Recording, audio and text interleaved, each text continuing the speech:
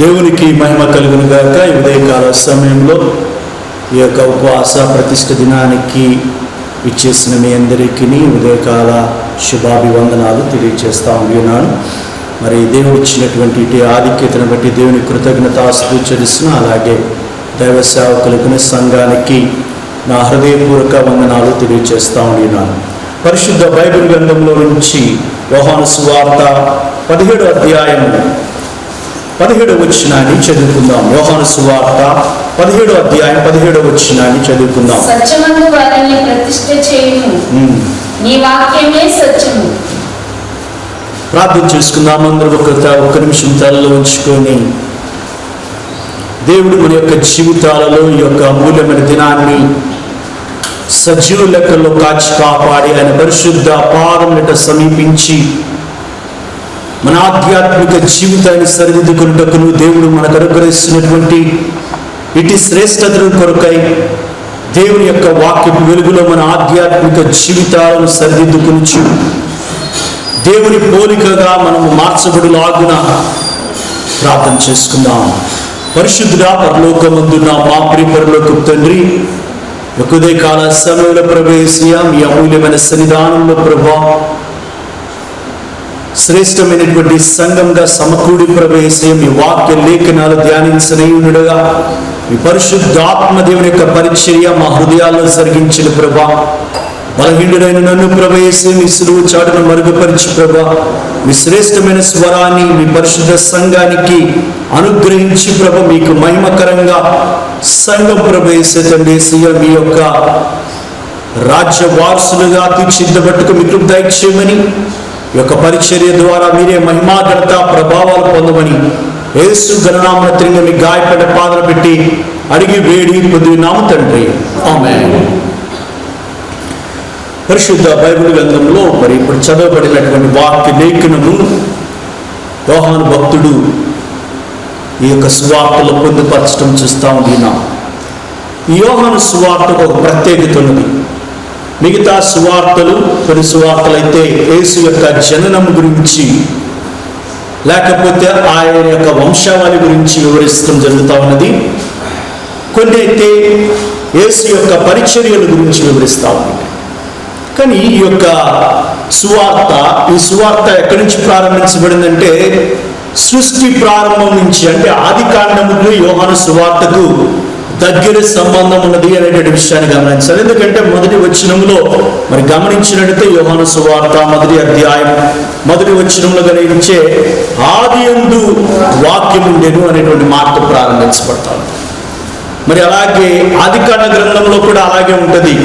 మరి శ్రేష్టమైనటువంటిది అంటే యేసయ్య మరి ఇక్కడ కేవలం ఒక మానవ మాత్రుడు కాదు, ఆయన దైవాంత సంభూతుడు, అంటే గాడ్లీ మ్యాన్ అనేటువంటి మాట ఇక్కడ రాయబడతా ఉంది.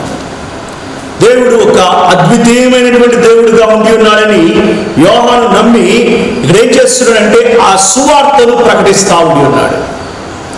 ఈ యొక్క సువార్తల్లో మరి యొక్క ప్రత్యేకత ఏమిటి అని అంటే యోహాను భక్తుడు ఆయన ఏమంటున్నాడంటే అపోస్తలుడైనటువంటి యోహాను ఈయన చేస్తున్నటువంటి పరిచర్య ఎలాంటిదంటే ప్రేమ గురించి ఎక్కువ మాట్లాడతాడు. దేవుని ప్రేమ అంటే దేవుని యొక్క ప్రేమ గురించి మాట్లాడుతూ ఉంటాడు. అలాగే ఎక్కువగా ఏంటంటే మెటాఫర్ అంటారు, అంటే అలంకరణ ప్రాయంగా యేసయ్య ఆయనే ద్వారం అని పిలుస్తూ ఉంటాడు, సత్యం అని పిలుస్తూ ఉంటాడు. అలాగే నేనే మంచి గొర్రెల కాపరని పిలుస్తూ ఉంటాడు, నేనే ఇంకా వెలుగునని పిలుస్తూ ఉంటాడు. ఇలాగా అనేకమైనటువంటి విషయాలు యోహాను సువార్తలో మాత్రమే మనం చూడగలుగుతున్నామనే విషయాన్ని మరి జ్ఞాపకం చేసుకోవాలి. ఈ యొక్క ఉపవాస ప్రతిష్ఠ దినంలోకి మనము కొనసాగుచుండగా ఈ యొక్క వాక్య లేఖనాలు ధ్యానం చేసుకుందాం. యోహాను సువార్త 17వ అధ్యాయం 17వ వచనాన్ని గమనించే సత్యమందు వారిని ప్రతిష్ఠ చేయుము, నీ వాక్యమే సత్యము. ఇదేంటారు గమనించండి. మరి యోహాను భక్తుడు ఏమంటున్నాడంటే ఇక్కడ యేసయ్య చేసినటువంటి అమూల్యమైన పరిచర్యను రికార్డ్ చేస్తా ఉన్నాడు.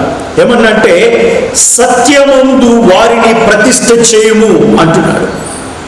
ప్రతిష్ఠ అనేటువంటి మాట పాత నిబంధన గ్రంథంలో ఒక ఆచార పూర్వమైనటువంటి క్రియ అంటారు. అంటే ఇంగ్లీష్లో ఏమంటే రిచువల్ ఫార్మాలిటీ అనేది పిలువబడింది. అంటే ఆచారపూర్వమైనది. అంటే వారు ఆ దినాలను గమనించే తర్వాత వచనాల్లో మనం చూస్తూ ఉంటాం. ఈ యొక్క ప్రతిష్ట అనేటువంటి మాట ఇంగ్లీష్లో ఎలా తర్జుమా చేయబడింది అంటే శాంటిఫై అనేటువంటి మాటతో తర్జుమా చేయబడింది. ఈ శాంటిఫై అనేటువంటి మాటకు అర్థం ఏమిటంటే పరిశుద్ధత లేకపోతే ప్రత్యేకించుకోవటం అనేటువంటి మాట. ఈ యొక్క ప్రతిష్టలో ఉన్నటువంటి శ్రేష్టతలోకి మనం వివరిస్తూ ఉండినాం. ఇక్కడ సత్యం గురించి మాట్లాడుతూ ఉండినప్పుడు ఈ సత్యం ఏమై ఉన్నదంటే మరి యొక్క యోహాను భక్తుడు ఏమని రాస్తా ఉండి ఉన్నాడంటే సెల్ఫ్ ఎక్స్పీరియన్స్ ఆఫ్ గాడ్. సత్యం అనేటువంటిది ఏంటంటే మనం మన అనుభవపూర్వకంగా తెలుసుకోవాలి. ఇది సత్యమా అని అంటే మనకు తెలియదు.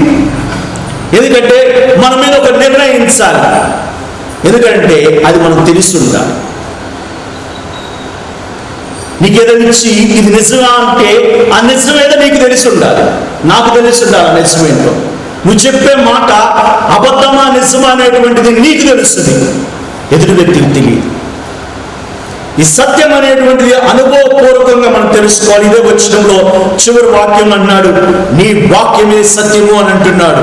అలాగే యోహాను సువార్త 14:6 గమనించినట్లయితే యేసు నేనే మార్గమును సత్యమును అంటున్నాడు. యేసు ఏమంటున్నాడంటే ఆయనే సత్యం అని చెప్పబడతా ఉండి ఉన్నాడు. ఈ సత్యమందు మనల్ని ప్రతిష్ఠించబడేటువంటి వారుగా ఉండాలి. ఈ సత్యము అనేటువంటిది మనం అనుభవపూర్వకంగా మనం తెలుసుకునేటువంటి వారుగా ఉండాలి. ఒకరు చెప్తే కాదు, నీవు యేసయ్య ఎలాంటి వాడు అనేటువంటిది నీ వ్యక్తిగత ఆధ్యాత్మిక జీవితంలో మనం తెలుసుకునేటువంటి వారుగా ఉండాలి. కీర్తనకారుడు అంటాడు, యేసు దేవుడు ఉత్తముడైన రుచి చూసి తెలుసుకోండి. రుచి చూసి తెలుసుకోవాలి.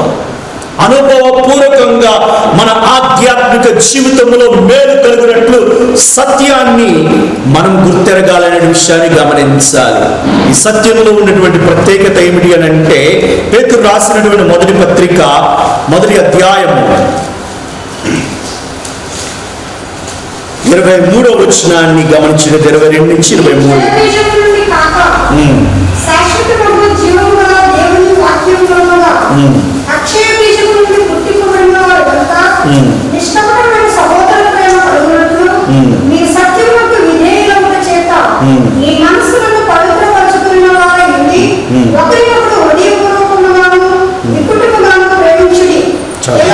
చాలా ఇక్కడ అంటున్నాడు, ఏమంటున్నాడంటే సిమోను పేతురు భక్తుడు, సిమోను పేతురు గురించి చెప్పాలి అని అంటే నేను ఎప్పుడు చెప్పేవాడిని, అనేకమైనటువంటి కార్యక్రమాలు ఆదరణ మాటలు చెప్పేటప్పుడు సిమోను పేతురు తన భార్యను ఎలా కోల్పోయాడు అనే విషయాన్ని గురించి చెప్పినప్పుడు చాలా నేను ఆ దినాలలో చాలా సంతోషంగా చెప్పేవాడిని. కానీ ఇప్పుడు ఆ దినాలు అది గుర్తు చేసుకుంటే నాకు బాధ వస్తుంది. సిమోను పేతురు తన భార్యను చనిపోయేటప్పుడు సిమోను పేతురు తన భార్యకి ఏం చెప్పాడంటే, నువ్వు నమ్మినటువంటి దేవుడు విమోచకుడు, ఆ విమోచకుడు సజీవుడు అని చెప్తాడు. ఈ సిమోను పేతురు అంటున్నాడు, ఏమంటున్నాడు అని అంటే శాశ్వతమగు జీవము గల దేవుని వాక్యమును అక్షయ పూజ్యం నుండి పుట్టిన వారు కనుక నిష్కపటమైన సహోదర ప్రేమ కలుగునట్లు మీరు సత్యమునకును విధేయత చేత మీ మనస్సులను పవిత్రపరుచుకుని వారై ఉండి అంటున్నాడు. ఎలా పుట్టాము మనము? ఆధ్యాత్మిక జీవితం ఎలా ప్రారంభించబడినది? ఆధ్యాత్మిక జీవితం ఎలా ప్రారంభించబడిందంటే నీవు వాక్యాన్ని, సువార్తను వింటావా? సువార్త ఏమిటి అని అంటే యేసయ్య నీ కొరకే కలువరి సిలువలో గాయాలనుంది, నీ కొరకే రక్తం కార్చి నీకు ప్రతిగా సిలువలో చనిపోయి సమాధి చేయబడి 3వ దినం తిరిగి లేచి నేటికి సజీవు లెక్కల్లో ఉన్నాడు అనేటువంటి విషయాన్ని నువ్వు నేను నమ్మాలి. అది సువార్త. ఈ సువార్త అనేటువంటిది నువ్వు విన్నప్పుడు నువ్వు ఎలా ఉంటావు అని అంటే నువ్వు రక్షణ మారు మనసు అనుభవంలోనికి వస్తున్నావు. ఇక్కడ అదే అంటున్నాడు, దేవుని వాక్యం మూలముగాను అక్షయమైన బీజం నుండి పుట్టిన వారు కనుక నిష్కపటమైన సహోదర ప్రేమ కలుగునట్లు. నిష్కపటమైన ప్రేమ వాక్యము ప్రకటించేటువంటి మీరు ఎలా ఉండాలి అని అంటే మిమ్మల్ని సహోదరులుగాను చూస్తూ మీరు దేవుని రాజ్యములో మరి దేవుని వారసులుగా ఉండాలని సహోదర ప్రేమతో వాక్యాన్ని ప్రకటించడం జరుగుతూ ఉంది. ఈ వాక్యాన్ని ప్రకటించేటప్పుడు సహోదర ప్రేమ ఎలా ఉంటుందో వినినటువంటి మీరు కూడా సహోదర ప్రేమను కలిగి ఉండాలి. ఎందుకనంటే ఈ పత్రిక రాసినటువంటి దినాలు మామూలు దినాలు కాదు. అతి ఘోరమైనటువంటి దినాలలో సిమోను పేతురు పరిచర్య చేస్తున్నప్పుడు చెప్పాను కదా, తన భార్యని చంపివేశారు. తరువాత అక్కడ ఉన్నటువంటి క్రైస్తవులు నిర్దాక్షిణ్యంగా హింసిస్తూ ఉన్నారు. హింసిస్తూ దినాలలో సహోదర ప్రేమ కావాలి అంటూ ఏమంటున్నాడంటే ఇక్కడ అంటున్నాడు, మీరు సత్యమునకు విధేయత చేత మీ మనస్సులను పవిత్రపరచుకున్న వారై ఉండుడి. సత్యము అనేటువంటి మాట దేవుడు యేసయ్య అంటున్నాడు. ఇంకొక మాట ఏంటంటే వాక్యం అని పిలువబడుతుంది. అయినా యేసయ్యే, వాక్యమైనా యేసయ్య అన్న ఒకటి. అందుకే ఏమంటున్నాడంటే యోహాను భక్తుడు, దాన్ని ఒక మాట చదువుతాం. యోహాను సువార్త 1వ అధ్యాయం 14వ వచనాన్ని గమనించినట్లయితే, ఆ వాక్యము శరీరధారి కృపా సత్య సంపూర్ణుడుగా మన మధ్య నివసించెను. ఇక్కడ థియాలజీలో ఏమంటారంటే లోగోస్ అని అంటారు. లోగోస్ అంటే యేసయ్య, దేవుని యొక్క మాట, దేవుని యొక్క ఆజ్ఞ. ఈ మాట యేసయ్య అయి ఉన్నాడు. యేసయ్యే వాక్యము, వాక్యమే యేసయ్య అయినాడు. ఇక్కడ సీమోను పేతురు అంటున్నాడు ఏమన్నాడంటే, మీరు సత్యమునకు విధేయత చేత మీ మనస్సులను పవిత్రపరుచుకుని వారై ఉండుడి. సత్యానికి విధేయత చూపించాలి, వాక్యానికి విధేయత చూపించాలి.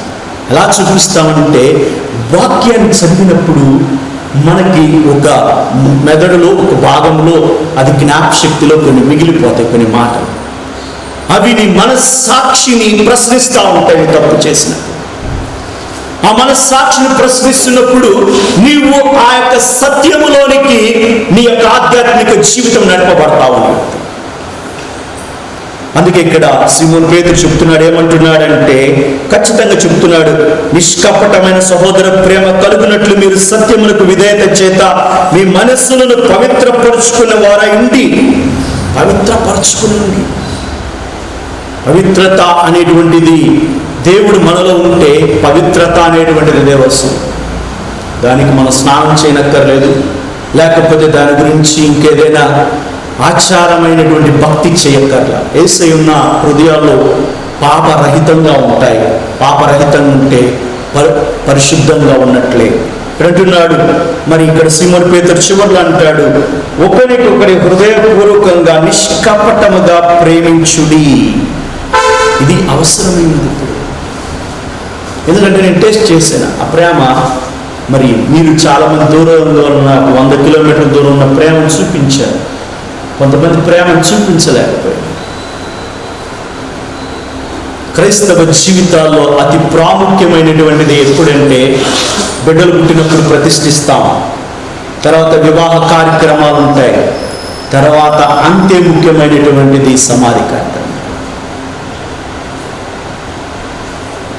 అంటే చాలా విషయాల్లో నేనైతే దేవుని వాక్యాన్ని నమ్మినటువంటి వాడిగా ఉండి దేవుని యొక్క పరిచయంలో మాకేం జరుగుతులే అనేటువంటి ఒక ధైర్యంతో,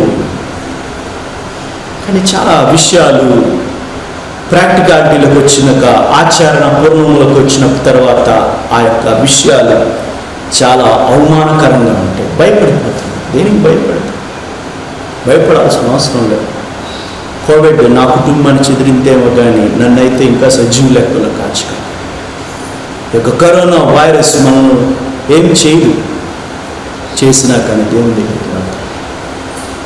భయపడాల్సిన అవసరం ఉంది. ప్రార్థన చేసుకోవాలి, దేవుని యొక్క పరిచర్య చెయ్యాలి. మరి మనం కాకపోతే ఇంకెవరు చేస్తారు? మన ప్రియులకు అంత్యక్రియలు ఎవరు చేస్తారు? సంఘమే కదా చేయాల్సింది. ఇక్కడున్న పరిస్థితి కూడా అదే. అక్కడ నీరో చక్రవర్తి వారిని చంపేసి ఏం చేస్తున్నాడంటే, రోమా సామ్రాజ్యంలో ఎక్కువగా గార్డెన్స్ ఎక్కువ ఉండేవి. ఆ గార్డెన్స్ లో రాత్రి వెలుగుకు ఆ యొక్క మైనం ఖర్చవద్దని వాళ్ళు ఏం చేశారంటే క్రైస్తవులను తలకిందులుగా వేలాడేసి నిప్పు అంటించారంట. వారు సవాల్ తీసేవాళ్ళు కాదు, భయపడిపోయారు. అందుకే ఇక్కడ పౌలు రాస్తున్నాడు. ఏమంటున్నాడంటే ఇక్కడ ఏమంటున్నాడంటే ఒకరికొకడు హృదయపూర్వకంగా నిక్కటమైన ప్రేమించుడి, ఎలయనగా సర్వ శరీరులు గడ్డిపోలిన వారు. ఇది చెప్పాలి. నువ్వెవరు? నీ జీవితం ఏమిటి అని అంటే, నా జీవితం ఏం లేదు, నీ జీవితం గడ్డితో పోలుస్తా ఉన్నాడు. సత్యంలో ఎప్పుడైతే మనం ప్రతిష్ఠించబడతా ఉండి ఉన్నామో, ఈ సత్యానికి విధేయత చూపినప్పుడు ఏమవుతుందంటే మనలో రావాల్సినటువంటి మార్పు. నీలో సత్యం ఉందా, నాలో సత్యం ఉందా? నీలో వాక్యం ఉందా, నాలో వాక్యం ఉందా? వాక్యం ఉంటే మార్పు కలగాలి. మార్పు పొందినటువంటి జీవితం, మార్చబడినటువంటి జీవితం. ఇప్పుడు అంటున్నాడు మరి అలాగే ఈ యొక్క సత్యం మనల్ని ఏం చేస్తా ఉండి ఉన్నదంటే, ఈ సత్యములోనికి మనం ప్రతిష్ఠించబడాలి. యోహాను సువార్త 17వ అధ్యాయం 17వ వచనంలో యోహాను భక్తుడు ఖచ్చితంగా చెప్తా ఉండి ఉన్నాడు. ఏమంటున్నాడంటే, యేసయ్య చెప్పినటువంటి పరిచర్యలో చదవండి.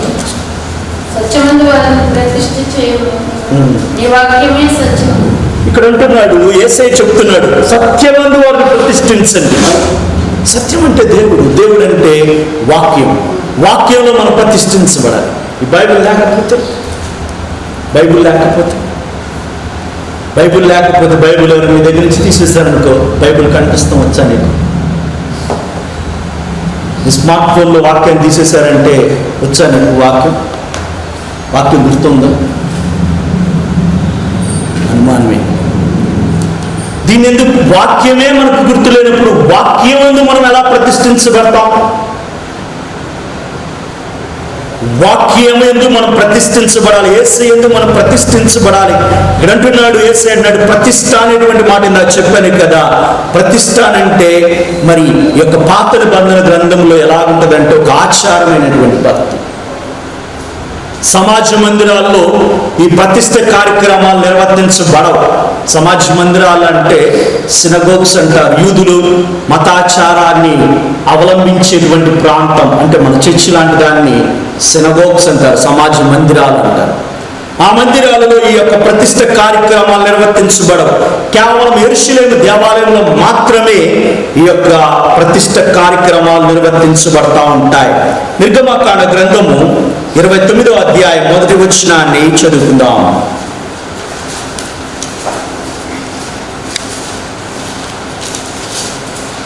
వారు నాకు యాజకులైనట్లు వారిని ప్రతిష్ఠించుటకును నీవు వారికి చేయవలసిన కార్యం ఏదనగా అంటున్నాడు.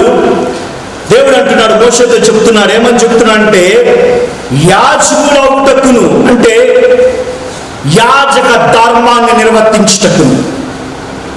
ఒక ప్రత్యేకత. ఎవరు పడితే వాళ్ళు దేవుని యొక్క మందస్సం దగ్గరికి వెళ్ళి ధూపం వేయటం కానీ లేకపోతే ప్రార్థించడానికి కానీ అర్హులు కాదు. ఒక ప్రత్యేకించబడినటువంటి వారు, పరిశుద్ధంగా జీవిస్తున్నటువంటి వారు, దేవుడి చేత ఏర్పరచబడినటువంటి వారు నాకు యాజకులగునట్లు వారిని ప్రతిష్ఠించుటకును నువ్వు వారికి చేయవలసిన కార్యం ఏదనగా ప్రత్యేకించుకోవాలి. మనం ఈ లోకంలో నుంచి మనం ప్రత్యేకించుకోవాలి. ప్రతిష్ఠ అంటే లోకంలో నుంచి ప్రత్యేకించుకోవాలి. ఇది ఎక్కడ? యెరూషలేము దేవాలయం. ఇదే అధ్యాయం 29వ అధ్యాయం 36వ వచనాన్ని గమనించినట్లయితే,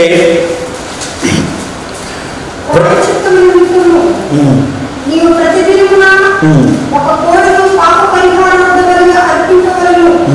బలిపీఠము నిమిత్తము ప్రాయశ్చిత్తము చేయుట వలన దానికి పాప పరిహారార్థముగా అర్పించి దాన్ని ప్రతిష్ఠించుటకు దానికి అభిషేకము చేయవలెను. చాలండి.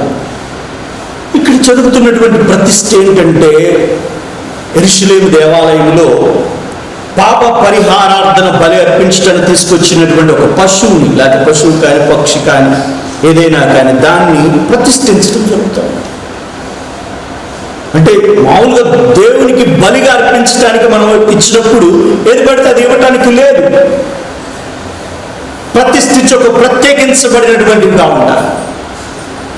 ఆ ప్రత్యేకించబడినటువంటి ఆ యొక్క బలికి అర్పించబడినటువంటి ఆ బలి అర్పణను ప్రతిష్ఠించుటకు దాన్ని అభిషేకించవాలి. ఇదే కొంతమంది మన సహోదరులు ముస్లిం సహోదరులో వాళ్ళ కూడా ఉంటారు. వాళ్ళు నీళ్లు పోస్తారు బలిచ్చేటప్పుడు, లేకపోతే కోసేటప్పుడు నీళ్లు పోస్తారు నోట్లో కానీ తల మీదకి. ఆ విధమైనటువంటిది, అంటే వారు నూనె పోస్తారు, మరి యూదులు వీరే నీళ్లు పోస్తారు.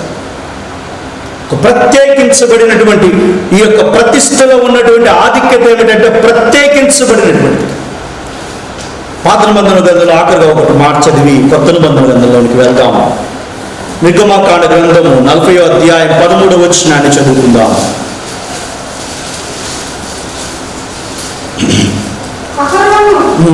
నాకు యాజకుడగునట్లు అతనికి ప్రతిష్ఠిత వస్త్రములను ధరింపచేసి అతనికి అభిషేకము చేసి అతనికి ప్రతిష్ఠింపవలెను. చాలు అంటున్నాడు, అహరోనుని దేవుడు ప్రతిష్ఠించుకుంటున్నాడు యాజకునిగా. ప్రతిష్ఠించుకొని ఆ యొక్క వస్త్ర అలంకరణలో కూడా ప్రత్యేకించబడినటువంటి వాడుగా ఉండాలి. ఇవి పాత నిబంధన గ్రంథంలో ఉన్నటువంటి ప్రతిష్ఠితమైనటువంటి కార్యక్రమం. పరిశుద్ధ నూతన బంధన గ్రంథంలో ఇటువంటి కార్యాలు లేవు. కానీ ఇక్కడ గమనించాల్సినటువంటి విషయం ఏమిటంటే, నిన్ను నువ్వు దేవునికి ప్రతిష్ఠించినప్పుడు ఆ ప్రతిష్ఠ ఎలా ఉండాలి అంటే దేవునికి నీకు ఒక నిబంధన లాగా పనిచేయాలి. దేవునికి నీకు మధ్య ఒక నిబంధన కొనసాగించాలి. ఇది ఆచారపూర్వమైనటువంటిది కాదు అనే విషయాన్ని మనం జ్ఞాపకం చేసుకోవాలి. దీని గురించి హెబ్రీ పత్రిక 10వ అధ్యాయం 10వ వచనాన్ని గమనించినట్లయితే, యేసు యొక్క శరీరం ఒక్కసారి అర్పించబడ్డ చేత ఆ చిత్తమును బట్టి మనము పరిశుద్ధపరచబడి ఉన్నాము. ఈ ప్రతిష్టత అనేటువంటిది నువ్వు అనుకుంటున్నావేమో, మా మీద కూడా కొద్ది నూనె పోసి, లేకపోతే మా మీద కూడా ఏదైనా చేసి అభిషేకించండి, ప్రతిష్ఠించండి అని అంటే, నువ్వు పరిశుద్ధపరచబడినటువంటి వారు. యేసు యొక్క శిలువ రక్త దారుల చేత నీవు విమోచించబడినటువంటి వారు. దేనికి ప్రతిష్ఠించంటే, నీవు దేవుడితో ఒక ఒప్పందం చేసుకుంటున్నావు. రోజంతా ఉపవాసం ఉంటానంటే ఉపవాసం ఉండాలి అంతే, ఎన్ని సమస్యలు వచ్చినా. లేకపోతే నేను ఈ యొక్క పని చేస్తాను, కానుక ఎంత ఇస్తాను అన్నా కూడా కానుక ఇవ్వాల్సిందే. లేదండి ఈఎంఐలు పడ్డాయండి మేము ఇవ్వండి అంటే కుదరదు. ఇక్కడ ఏమైందంటే, దేవుడు యేసయ్య ఒక్కసారి మనలను పరిశుద్ధులుగా తీర్చిదిద్ది ఉన్నాడు. యూదులైతే అలా కాదు. వారు వచ్చైతే ఎప్పుడైనా పాపం చేసినప్పుడు వచ్చి ఉప్పుకొని విడిచిపెట్టి పాప పరిహారార్థం బలర్పించి మళ్ళీ దేవుడి సన్నిధానికి. యేసయ్యను నీలో ప్రతిష్ఠించుకున్న తర్వాత మళ్ళీ ప్రతిష్ఠ కార్యక్రమం నీకు అవసరం లేదు, మళ్ళీ పరిశుద్ధ పరచబడాల్సిన అవసరం లేదు. కానీ ఇక్కడ ఏంటంటే, మనం ఇక్కడ చేస్తున్నటువంటి పని ఏమిటి అని అంటే, దేవునితో ఒక తీర్మానం చేసుకుంటున్నా. దేవా ఇలా ఉండబోతున్నావు అనే విషయాన్ని గమనించాలి. అందుకే పౌలు భక్తుడు తెస్సలోనిక సంఘానికి రాసినటువంటి మొదటి పత్రిక 4వ అధ్యాయం 3వ వచనాన్ని గమనించినట్లయితే,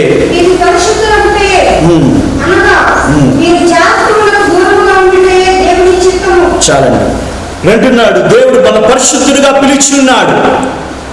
ఎవరైతే క్రీస్తు రక్తము చేత కడగబడతా ఉండి ఉన్నారో, యేసయ్య నిజ రక్షకునిగా వారి హృదయంలో చేర్చుకొని వారి పాత జీవితానికి చరణ గీతం పాడుతూ ఉండినారో, వారిని పరిశుద్ధులుగా తీర్చిదిద్దబడతాం.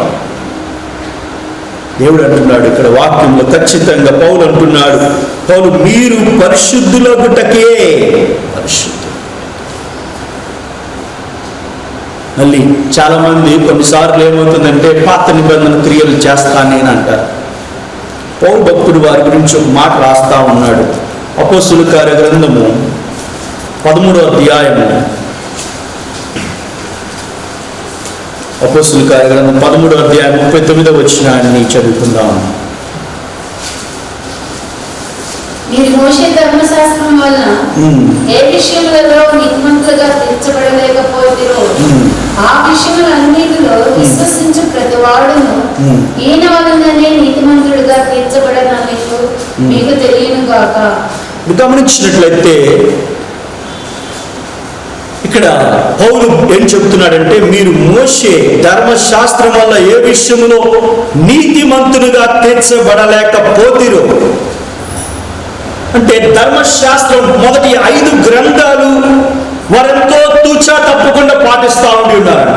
కానీ నీతిమంతులు ఆచారమైన భక్తి దేవుని యొక్క పరిశుద్ధతలోనికి తీసుకొని వెళ్ళలేకపోయినది. ఆచారమైనటువంటి భక్తి దేవుని యొక్క సన్నిధానం చూడలేకపోయినది. అదే అంటున్నాడు పౌలు, అంటున్నాడు ఏమంటున్నాడంటే, విశ్వసించు ప్రతివాడు ఈయన వల్ల, అంటే యేసయ్య వల్ల నీతిమంతుడుగా తీర్చబడినని మీకు తెలియనుగాక. నీతిమంతుడుగా అంటే పాపరహితంగా, పాపం లేదంటే పరిశుద్ధతలు. ఎలాగ మనం నీతిమంతులుగా తీర్చబడ్డామంటే, రోమపత్రిక 5వ అధ్యాయము 1వ వచనాన్ని గమనించినట్లయితే పౌలు భక్తుడు అంటున్నాడు ఖచ్చితంగా, కాబట్టి విశ్వాసం మూలముగా మనము నీతిమంతులుగా తీర్చబడి మన ప్రభువైన యేసుక్రీస్తు ద్వారా దేవునితో సమాధానం కలిగి ఉన్నాము. చాలండి. ఎలాగ మనం నీతిమంతులుగా తీర్చబడ్డామంటే యేసయ్య మీద విశ్వాసం ఉంచుట ద్వారా, యేసయ్యలో విశ్వాసం ఉంచుట ద్వారా మనం నీతిమంతులుగా తీర్చబడి మనము ప్రభువైన యేసుక్రీస్తు దేవునితో సమాధానం కలిగి ఉండేను. మరి యూదులు వారు 5 గ్రంథాలు చదివి వారి యొక్క ఆధ్యాత్మిక జీవితాల్లో చేసి ఏమంటే నీతిమంతులుగా తీర్చబడలేకపోయారు. వారు ప్రతిష్టత చేసుకొని మళ్ళీ బయలుదేరిపోతా ఉన్నారు. పరిశుద్ధతలోనికి వచ్చి మళ్ళీ పాపములోకి పడిపోతా ఉన్నారు. కానీ అది కాదు మన జీవితం అనేటువంటి విషయాన్ని గమనించాలి. ఏంటి అనేటువంటి విషయాన్ని మరి గమనించినట్లయితే, పౌలు భక్తుడు తెస్సలోనికలకు రాసినటువంటి మొదటి పత్రిక 5వ అధ్యాయం 23వ వచనాన్ని గమనించినట్లయితే, సమాధానకర్తయగు దేవుడే మిమ్మల్ని సంపూర్ణంగా పరిశుద్ధపరచును గాక. మీ ఆత్మయు జీవమును శరీరమును మన ప్రభువైన యేసుక్రీస్తు రాకడయందు నిందారహితముగాను సంపూర్ణముగాను ఉండునట్లు కాపాడబడును గాక. చాలా పౌలు అంటున్నాడు ఇక్కడ, ఏమంటున్నాడంటే 3 విషయాలు, 3 ప్రాంతాలలో మనము ఖచ్చితంగా ఉండాలి. ఎక్కడంటే ఇక్కడ అంటున్నాడు, సమాధానకర్తయగు దేవుడు మిమ్మల్ని సంపూర్ణులుగా పరిశుద్ధపరచును గాక అంటూ, మీ ఆత్మ జీవము శరీరము మన ప్రభువైన యేసుక్రీస్తు రాకడయందు నిందారహితముగాను సంపూర్ణముగాను ఉండునట్లు కాపాడుకొనును గాక అంటున్నాడు. యేసు వచ్చేటప్పుడు మనం ఎలా ఉండాలంటే, ఈ 3 విషయాలను ఎవరి జాగ్రత్త చూడాలంటే పాస్టర్లు కాదు, లేకపోతే సంఘ పెద్దలు కాదు, మనం ఏమిటి అని అంటే ఇక్కడ ఏమంటున్నాడంటే పౌలు ఇక్కడ 3 విషయాలు చెప్తున్నాడు. నీ ఆత్మ జీవము శరీరం, నీ ఆత్మ జీవము శరీరం. చాలా విషయాల్లో మరి శారీరక ఆశలు విడనాడలేక ఆధ్యాత్మిక జీవితాన్ని పరిపక్వతలోనికి, అంటే పరిపూర్ణంగా క్రైస్తవ జీవితాన్ని జీవించలేక మనలో ఉన్నటువంటి భావోద్రేకాలు బయటకు వచ్చేస్తూ ఉంటాయి. ఆత్మ కార్యం అంటే మనలో మనస్సాక్షి పనిచేస్తూ ఉంటుంది.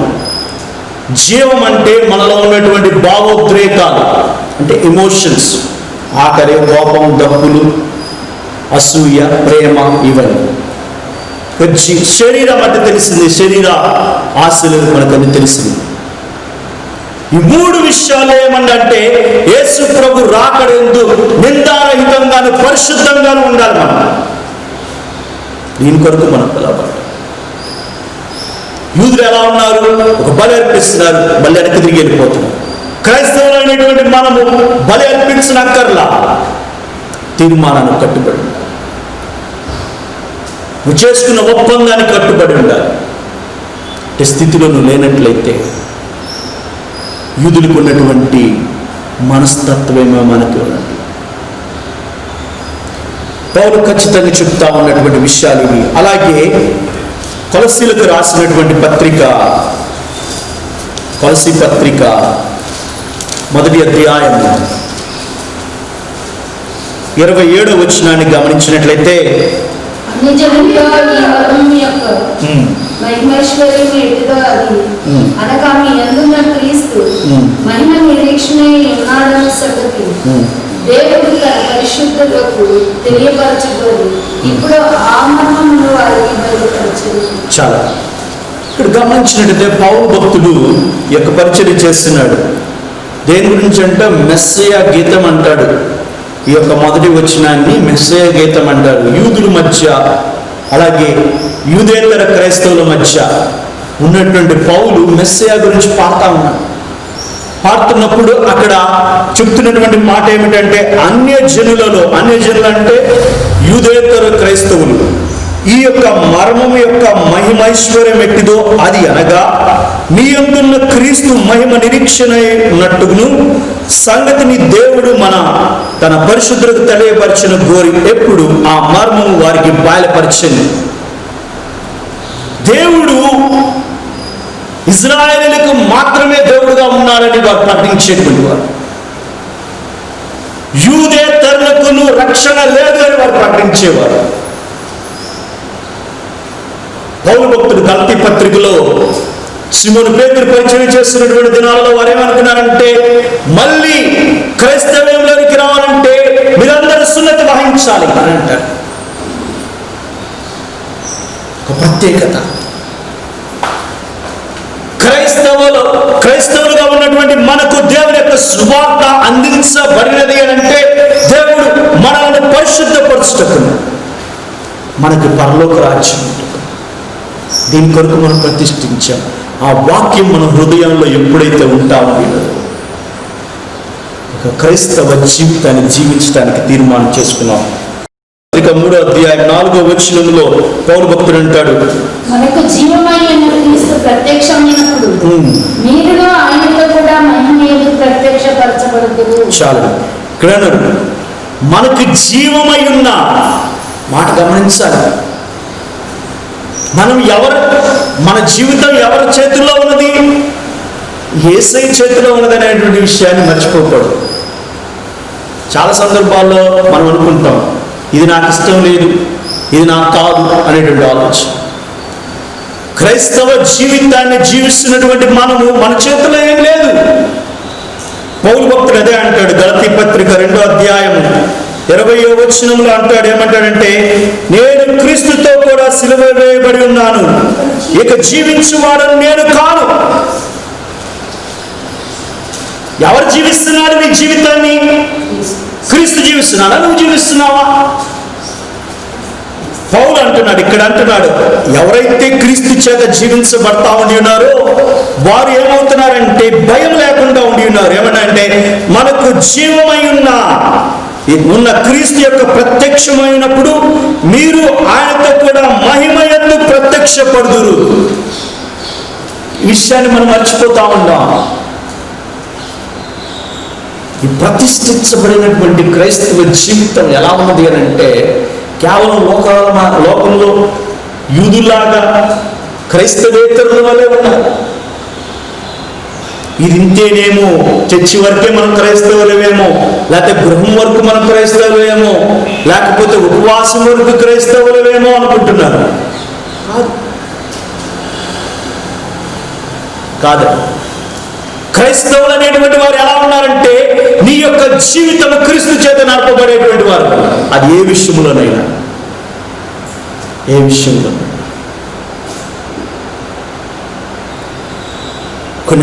కొన్ని సందర్భాలు బాధాకరమైనప్పటికీ మనం ఏం చేసుకుంటామంటే, మన ఆధీనంలోకి తీసుకుంటాం మన యొక్క జీవితం. ఎప్పుడు మన చేతిలోకి మన జీవితాన్ని తీసుకోవటానికి డేర్ చేయకూడదు. ఏ విషయంలో దేవుని చిత్తములో నుంచి మనం వైదొలిగిపోకూడదు. ఎప్పుడు దేవాని చిత్తం ఏంటి? ఏ విషయంలోనైనా, ఎన్ని కష్టాల్లో, ఎన్ని శ్రమలో, ఎన్ని సంతోషాల్లో ఉన్నా దేవాని చిత్తం ఏంటని మనం కనిపెట్టేటువంటి వారుగానే ఉండాలి. అప్పుడే క్రీస్తు యొక్క ప్రత్యక్షతలో మనం ప్రత్యక్షపరచబడతాం. ఇదే విషయాన్ని యోహాను భక్తుడు కూడా రాస్తాడు. యోహాను రాసినటువంటి మొదటి పత్రిక 3వ అధ్యాయం 2వ వచనాన్ని గమనించినట్లయితే యోహాను చదువు. ఇప్పుడు మనము దేవుని పిల్లలమై ఉన్నాము. మనం ఏమవుతామో అది ఇంకా ప్రత్యక్షపరచబడలేదు కానీ ఆయన ప్రత్యక్షమైనప్పుడు ఆయన ఉన్నట్టుగానే ఆయన చూపును కనుక ఆయన పోలికమని ఎరుగుదుము. చాలా ఇక్కడ అపోస్తలుడు యోహాను ఏమన్నాడంటే పిల్లలారా అంటున్నాడు. అంటే సన్సి, అంటే దేవుని పిల్లలారా, ఇప్పుడు మనము దేవుని పిల్లలమై ఉన్నాము, మనం ఇంకేమవుతామో అది ఇంకా ప్రత్యక్షం కాలేదు. అంటే దేవుని పిల్లలు ఎలా అవుతారంటే ఇదే యోహాను భక్తుడు తన సువార్తలో రాస్తాడు. యోహాను సువార్త 1వ అధ్యాయం 12వ వచనంలో గమనించినట్లయితే ఎలా అవుతామంటే పిల్లలము తనను ఎందరు అంగీకరించడో వారందరిని, అనగా తన నామం యందు విశ్వసించి వారికి దేవుని పిల్లలగుటకును ఆయన అధికారం అనుగ్రహించింది. ఎవరు పిల్లలు అవుతున్నారు? ఎవరు పిల్లలు అవుతున్నారు అని అంటే ఇక్కడ అంటున్నాడు, తన నామం యందు విశ్వసించి వారికి దేవుని పిల్లలగుటకును అధికారం. అంగీకరించాలి, విశ్వసించాలి, దేవుని అంగీకరించాలి. ఈ వాక్యాన్ని నీ హృదయంలోనికి ఆహ్వానించాలి.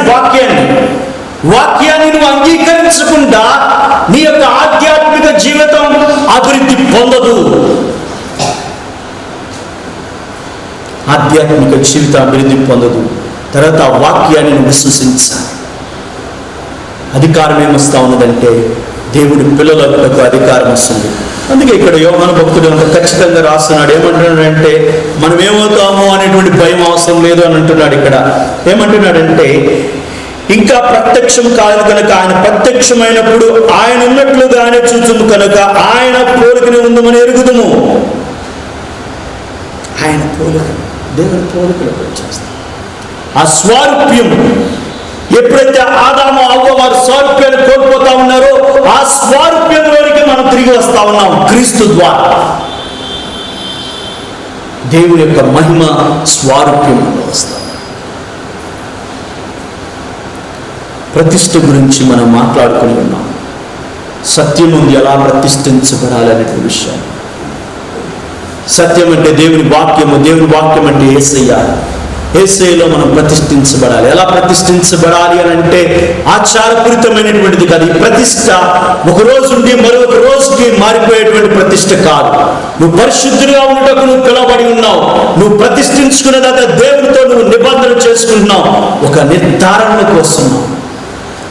నిర్ధారణలోకి వచ్చిన తర్వాత ఈ జీవిత కాలం అంతా ప్రభువు రాకడ వరకు నిందారహితమైనటువంటి క్రైస్తవ జీవితాన్ని జీవించాలి. ఈ ప్రతిష్టలో 3 అమూల్యతలు ఉన్నాయి. ఆ అమూల్యతలు చెప్పి నేను ముగిస్తాను. మొట్టమొదటిది ఏమిటంటే జస్టిఫికేషన్ అనేటువంటి మాట రాశారు. దోష నివారణ అనేటువంటిది ఇంగ్లీష్లో. అంటే ఈ యొక్క ప్రతిష్టలో ఉన్నటువంటిది ఏమిటంటే ఈ శాంటిఫికేషన్లో దోష నివారణ ఉన్నది. ఈ దోష నివారణ అనేటువంటిది ఒకేసారి జరుగుతుంది. ప్రతిష్ట అనేటువంటిది పాత నిబంధన ప్రకారం అయితే మెట్టు ఎక్కి పైకి ఎక్కాలి. నువ్వు ఎప్పుడైతే దోష నివారణ జస్టిఫికేషన్ చేయబడతా ఉన్నావో అప్పుడు దేవుడు ఏమంటున్నాడంటే నువ్వు ఇక పరిశుద్ధుడిగా ఉండు అని పిలుస్తున్నాడు, లేకపోతే నీతిమంతుడిగా ఉండు అని పిలుస్తా ఉన్నాడు.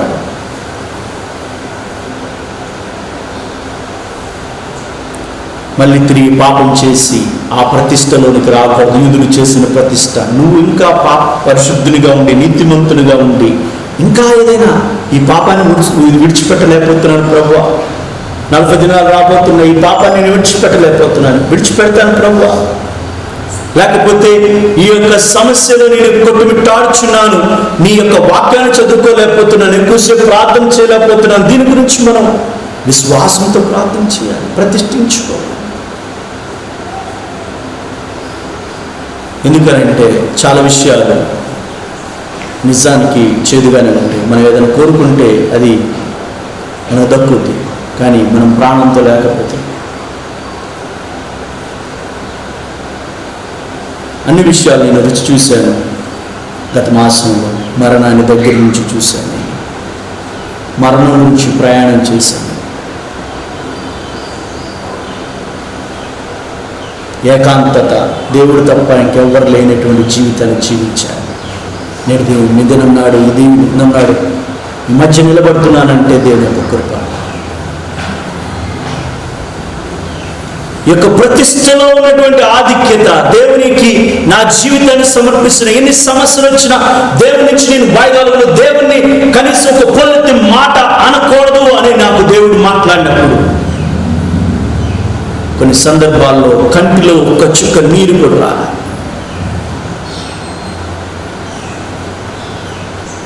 ప్రతిష్టతకు ఉన్నటువంటి ఒక అమూల్యత పరిశుద్ధాత్మ దేవుని యొక్క నడిపి.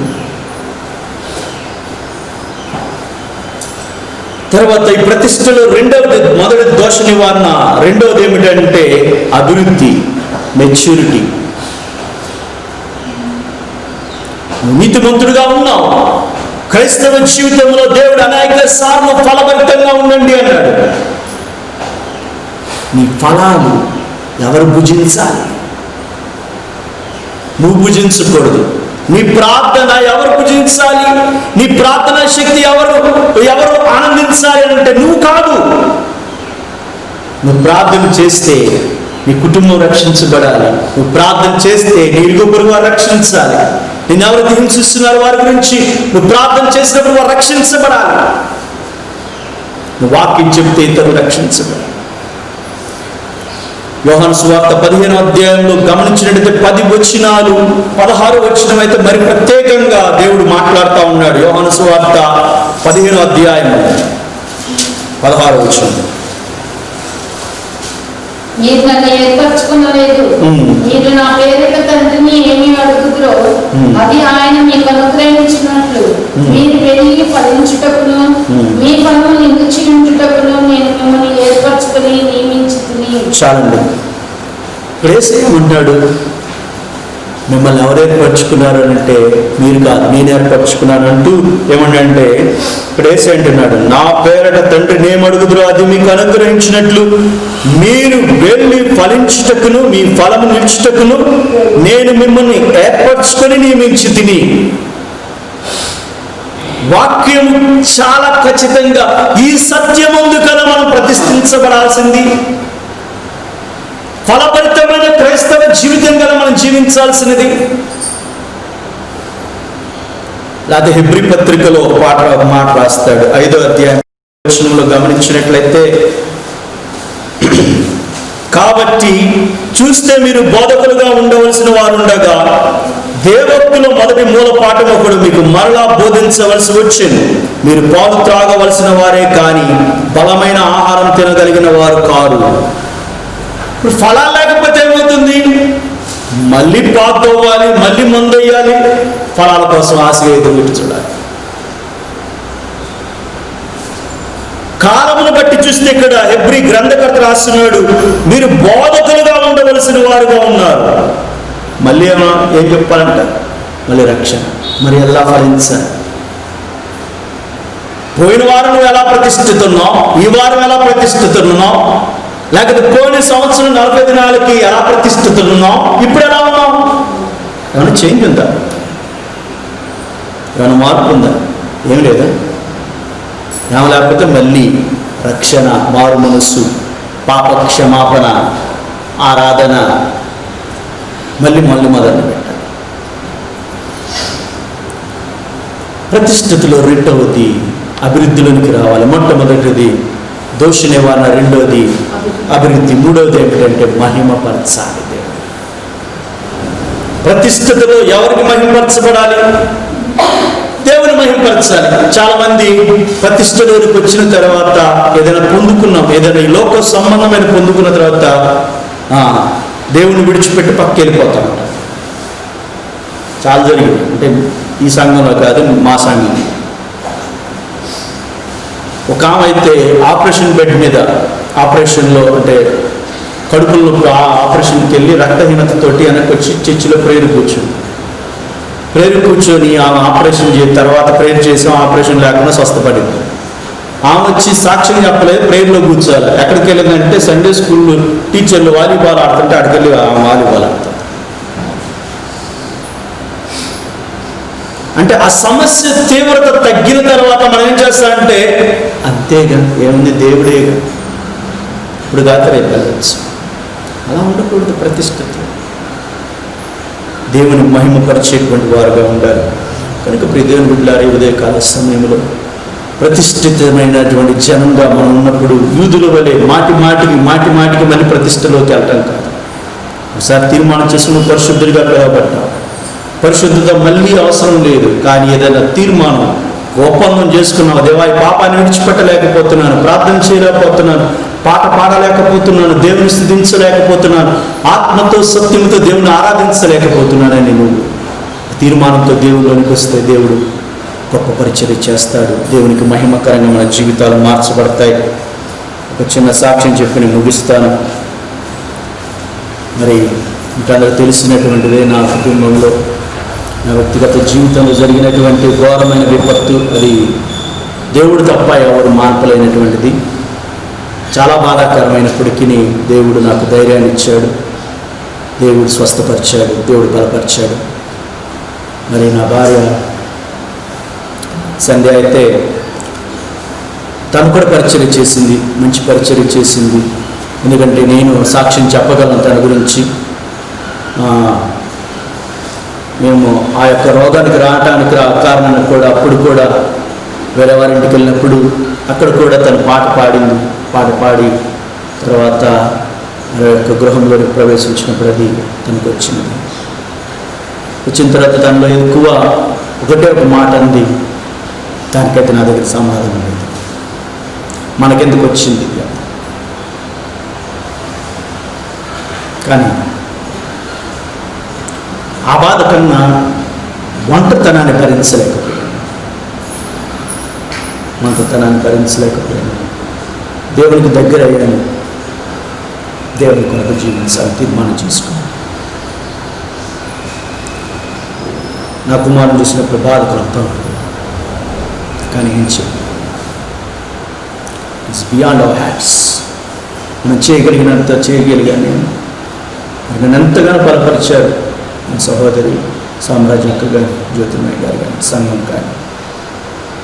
దూర ప్రాంతంలో ఉన్నప్పటికీ ప్రతి ఒక్కరు వారి యొక్క నాకు యోగక్షేమాలు కనుక్కున్నారు. నా గురించి ప్రార్థన చేశారు. అలాగే మా సంఘం కూడా ఎంతగానో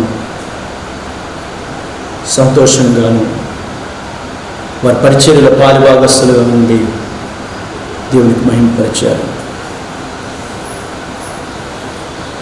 నా యొక్క ప్రార్థన అంశం ఏంటంటే నా బిడ్డ గురించి, నా గురించి ప్రేర్ చేయండి. మరి లేని లోటు ఎవరు తీర్చలేరు, దేవుడు తప్ప. పరిశుద్ధ ఆత్మదేవుడు నాలో ఉన్నటువంటి ఆ జ్ఞాపకాలు 11 సంవత్సరాలు మాకు పెళ్ళి చాలా అన్యోన్యంగా అంటే ఇంకా అన్యోన్యంగా ఉన్నాం. ఇంకా దేవుని చిత్తం అని తెలుసుకుని ఇంకా దేవుణ్ణి ఏమి ప్రశ్నించలేనిటువంటి పరిస్థితి. కానీ దేవుడు నా పక్షాన్ని గొప్ప కార్యం చేశాడు. నన్ను సజీవ లెక్కలో కాచి కాపాడు, నా బిడ్డని అనాథం చేయకుండా నన్ను బ్రతికించాడు. నేను దాన్ని బట్టి నేను దేవుని స్తుతిస్తున్నాను. మరి మీ వ్యక్తిగత సంఘ కుటుంబ ప్రార్థనలో జ్ఞాపకం చేసుకోండి. పరిచర్యలో మా సంఘంలో ఎలా ఉంటుందంటే ఎవరితో ఆడవతో మాట్లాడితే వారు వేరే విధంగా మాట్లాడతారు, వ్యక్తిగతంగా తీసుకెళ్తారు. కనుక వాటి అవి రాకుండా, ఆ చేదు అనుభవాలు రాకుండా, అలాగే కుమారుని తల్లి ప్రేమనైతే నేను ఇవ్వలేదు, కానీ తండ్రి ప్రేమ, తల్లి ప్రేమ తనకు అందించుకోవాలని ప్రార్థన చేసుకుందాం. అందరూ తల్ల మంచి ఒక నిమిషం.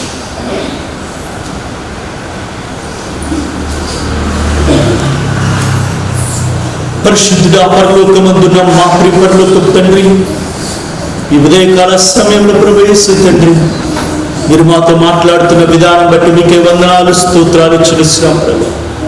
ఆ దినము నాడు ప్రభా మిమ్మల్ని వెంబడిస్తున్నటువంటి మీ శిష్యులతో ప్రభా మీరు చెప్తున్నారు, సత్యమందు ప్రతిష్ఠించండి అని అంటున్నారు. అవును ప్రభా, నేటి దినము నాడు ప్రభా యేసయ్య, మేము మీ వాక్యం యందు మీ యందు ప్రతిష్ఠించుకొనగల ఆధిక్యత మాకు అనుగ్రహించండి. అవును ప్రభు, మా జీవితాల్లో అనేకమైన కష్ట నష్టాలు, ఆర్థిక ఇబ్బందులు, శారీరక అనారోగ్యాలు, సంఘంలో పరిచర్యలో సమస్యలతో కొట్టుమిట్టాడుచుండగా ప్రభు, మీరు ప్రభు మా జీవితాల్లో నిజ దేవుడిగా ఉండి ప్రవేశి మీ పరిశుద్ధతలోనికి, మీ యొక్క మహిమలోనికి మేము ప్రవేశించగల ఆధిక్యత మాకు అనుగ్రహించండి. మీరు ఇచ్చినటువంటి రక్షణను బట్టి వందనాలు ప్రభు. మీరు ఇచ్చినటువంటి పరిశుద్ధాత్మదేవుని యొక్క వరాన్ని బట్టి వందనాలు ప్రభు. తండ్రి యేసయ్య, ఏ ఒక్కరు ప్రభు యేసే తండ్రి త్రావ తప్పిపోకుండా ప్రభు, తన అనునిత్యము ప్రభు యేసే తండ్రి మీ స్వరాన్ని వింటూ ప్రభు యేసయ్య వారి యొక్క ఆధ్యాత్మిక జీవితాన్ని ఫలభరితమైనటువంటి క్రైస్తవ జీవితంగా జీవించబట్టుకు మీకు దైత్యమని వేడుకొచ్చాను.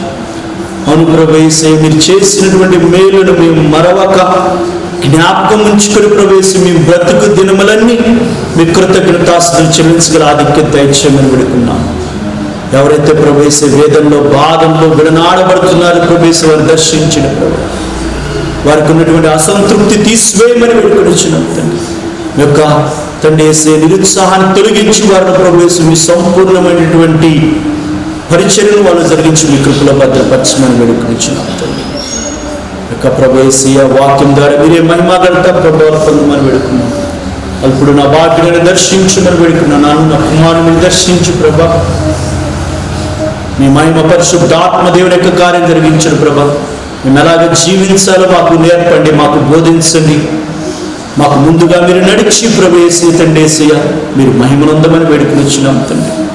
అని ఎంతగానో ప్రేమించి యెరూషలేము ప్రార్థనా మందిరం సహవాసములు ప్రవేశియ దైవ సేవకులు, అలాగే ప్రవేశి సంఘ సభ్యులు ప్రవేశి, అలాగే అనేకులు తెనాల్లో ఉన్నటువంటి అనేకులు ప్రవేశి తండ్రి వారి రక్త సంబంధికులు ప్రభు, వారు ఎంతగానో నా గురించి నా కుటుంబం గురించి ప్రార్థించుడుగా తండ్రి వారికి రావాల్సిన ప్రతిఫలాన్ని మీరు అనుగ్రహించి ప్రభు ఈ యొక్క పరిచర్యలో ప్రభు మీరే మహిమ ఘనత ప్రభావాలు పొందమని యేసు ఘననామమున తిరిగి మీ గాయపడిన పాదలు పెట్టి అడిగి వేడి పొందినాం తండ్రి.